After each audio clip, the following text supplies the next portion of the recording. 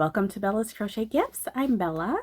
All right, so I have some finished objects to share with you today.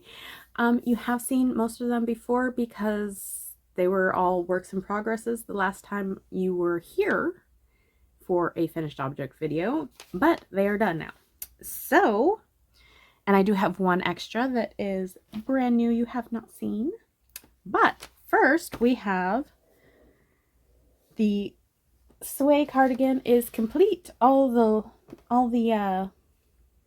things have been, all the ends have been sewn in. So here we are. I'm super happy with it. I think this was pretty much done the last time I showed you.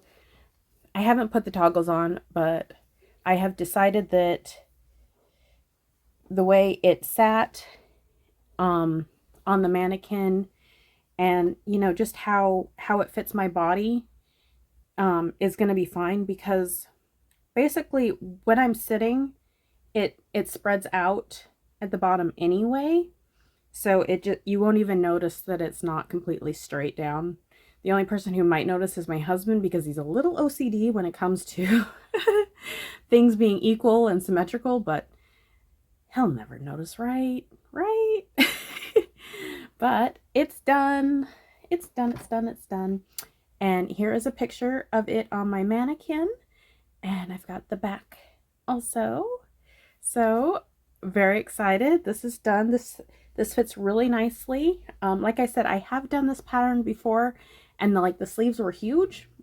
And what I did to combat that problem was rapid decreases at the top. Like right up in here. I'm just like, decrease right under the arm, so that it still looks nice on the top, like the top of the arm, but also is more fitted down here. So there's that one. And then, okay, here we go. Then we have, I shared this last time also, this is the Moonstone Shawl by Hooked on Homemade Happiness, and the sway cardigan was by Premier. They have it in their pattern section, and it's free. So this is also a free pattern on her website. This is the yarn I hand dyed with the boucle cotton from Knit Picks. Oh my gosh, you guys, I'm in love with this. It is so pretty. It worked up really nice. I love how it's dark and a little light and gorgeous. Oh yes, so pretty. Oh, it feels wonderful. And it is 100% cotton, so should be fairly breathable, even though it's a little bit thicker. But oh my gosh, I love it. I love this pattern. I have done this pattern at least 3 or 4 times. It's a good one. Like, it's an easy 2-row repeat, and it just turns out beautiful every time. So there is that one. And then I was working on the Cloud Sweater by Katerina.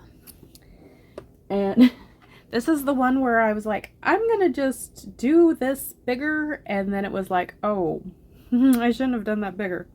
So this is using, the sway cardigan was out of, where did I put it? The Mandala Ombre. I shared that last time. Okay, this was made with a latte cake that I got from Ollie's when it was on consign. I don't know what they do. Like, they buy excess things at a discount price. Anyways, Ollie's, it's like a Big Lots or Tuesday Morning, that kind of a thing. I think that's the back. Yeah, that was the back. So this is the front. There is a little bit of a jog in the back that is not hugely noticeable, but you know, as crocheters, sometimes we're like, I can see a seam. But this is done, you guys. Oh, this thing is so squishy and comfy. Oh, this is a perfect snuggle up sweater. It fits great here. I was so worried because I'm like, is that gonna fit around my head? But look, it's perfect. It's like t-shirt size. That's great. And then I did the arms, and yes, I I added my little things to make it closer to the arms so that it worked out really well. And I just basically had done a few decreases here and then just made the arm. Like it was really easy. This pattern, I swear it took me like 3 days only because I got like interrupted and stuff. Like it was so easy. And like I said, I think her pattern called for a 15 millimeter, and I know I used a 12, but it's so comfortable and it's so breathable but still warm. I don't know. I love latte cakes, and I'm always like, well, what can I make with them? Because they're so fuzzy, but they're lighter weight. Like they say it's a 5 because it's so fuzzy, but like the strands itself is like a light 4. So I'm like, what am I gonna make with that? This sweater apparently, and I love it. This is so easy, and like it's really forgiving because the hook is so big. It's like it's just gonna fit, and I should have trusted it to finish it early, because I think I was supposed to finish about here, and it would have been fine. Oh well. It's good. It's just meant to be a lounge around cute sweater that I throw on when I feel like it. Okay. Whee! Here we go. So that is the last one you have already seen, and the one you haven't seen yet is the Campfire Cardigan. I did do some alterations on this. This, I believe, is from the Make and Do crew. If I am wrong, I will put the name up here. But you guys, so a while ago, all right, how do you live? Okay. How do you lay? Not live. Here we go. So here is the sweater. And like I said, I did do a few alterations to work better for me. I have used this pattern before. I did it with Premier Aurora, which is a discontinued yarn, and I learned from that. First of all, don't do a roving yarn for a sweater that's going to have any form of rubbing on your body. That was the first one.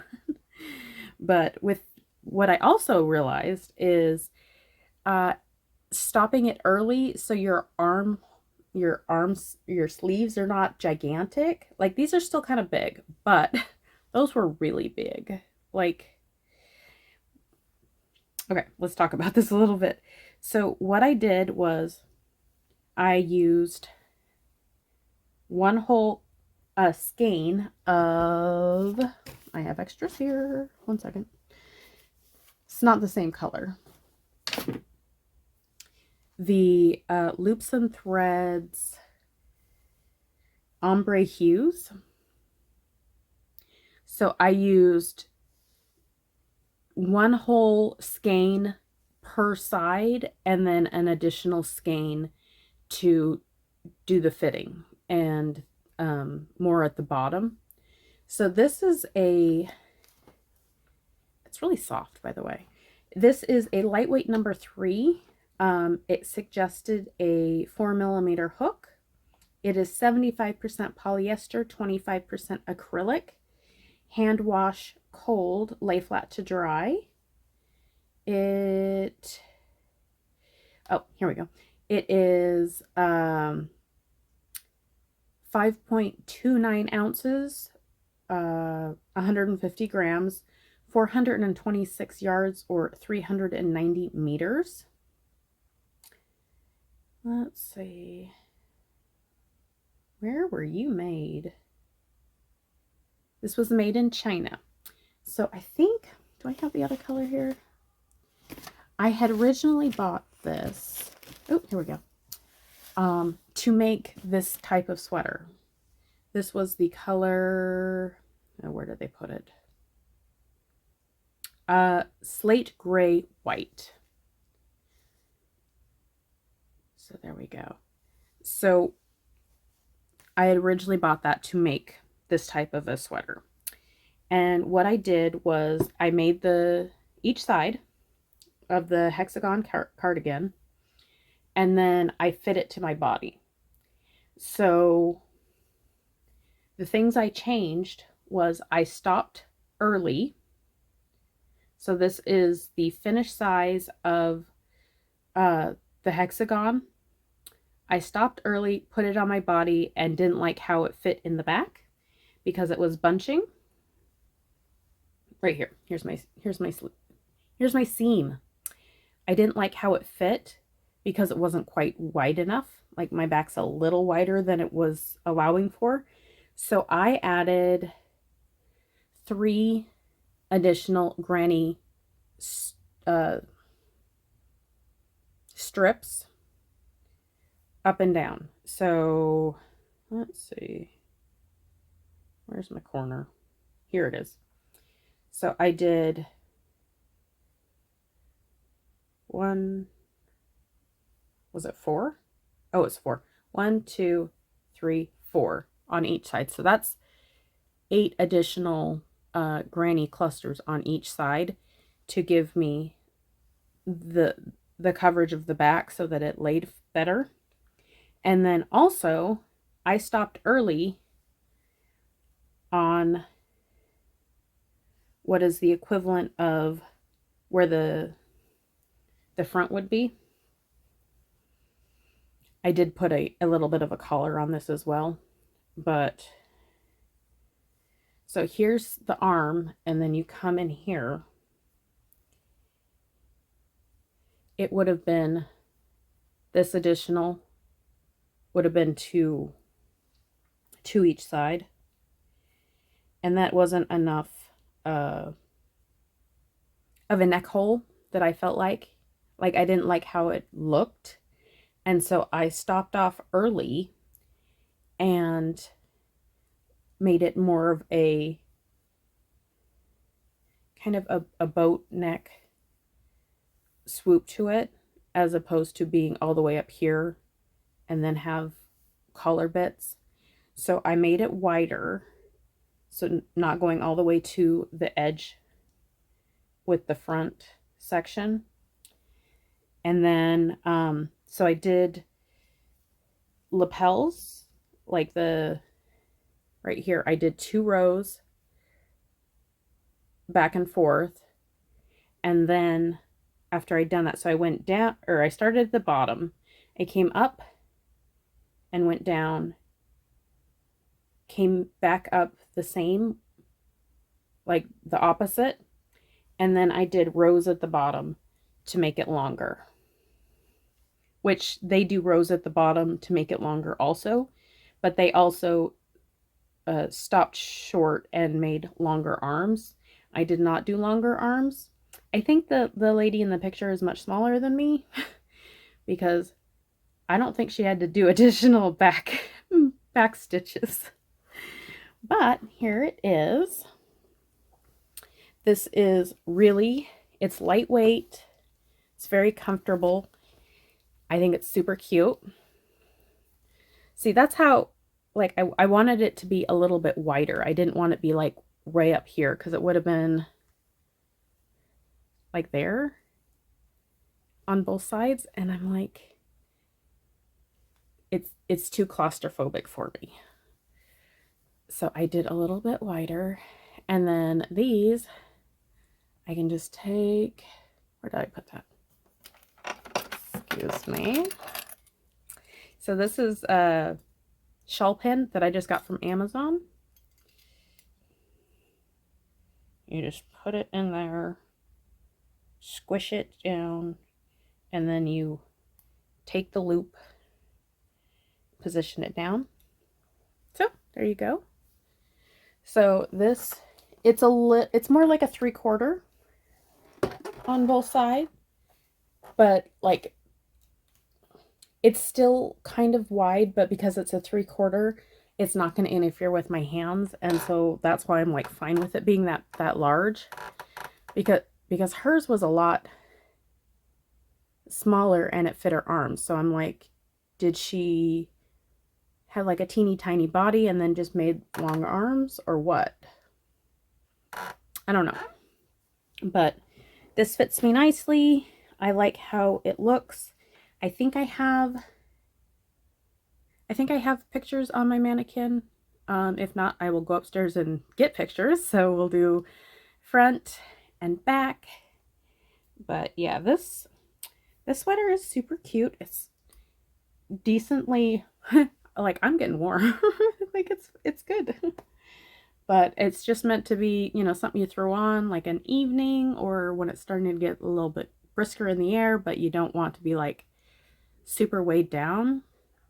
And it is the granny stitch, which happens to be one of my absolute favorite stitches of all time, if you didn't know. So I think that is all my finished objects for this particular period in time. There is a few things in the works, and other than that, I think I'm pretty much done with this section. I've made all the wearables apparently just in this last 2 months. But I think I'm done with wearables for like a minute. All right, thank you all so much for watching. I hope you have a wonderful day or night or whatever it is. I hope it's wonderful.